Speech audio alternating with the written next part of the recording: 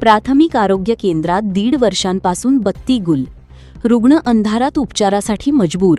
शिरपूर तालुक्यातील तरहाडी येथील प्राथमिक आरोग्य केंद्राची धक्कादायक अवस्था समोर आली आहे. प्राथमिक आरोग्य केंद्रात गेल्या तब्बल 1.5 वर्षांपासून वीज पुरवठा खंडित आहे.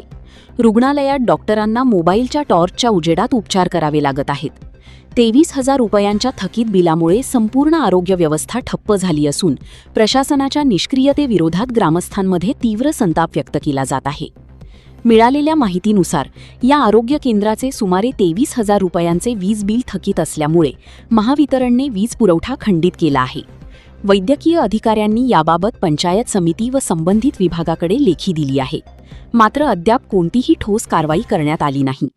वीज नसल्यामुळे पंखे बंद असून उकाड्यामुळे रुग्ण, लहान मुले आणि वृद्धांना मोठा त्रास सहन करावा लागत आहे. तसेच लसी आणि औषधे ठेवण्यासाठी आवश्यक असलेले रेफ्रिजरेटरही बंद पडल्याने लसीकरण व्यवस्थेवर गंभीर परिणाम होण्याची भीती व्यक्त केली जात आहे. कोट्यवधी रुपये खर्च करून उभारलेल्या शासकीय आरोग्य केंद्राची अशी अवस्था झाल्याने ग्रामस्थांमध्ये तीव्र संतापाची लाट उसळली आहे.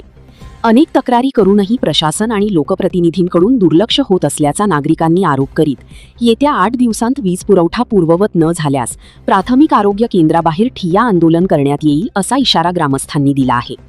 डिजिटल इंडिया आणि उत्तम आरोग्य सेवांचे दावे करणाऱ्या सरकारच्या घोषणांना तरहाडीतील ही वस्तुस्थिती काळिमा फासणारी आहे. रुग्णांच्या जीवाशी सुरू असलेला हा अंधाराचा खेळ प्रशासन कधी थांबवणार, याकडे आता सर्वांचे लक्ष लागले आहे.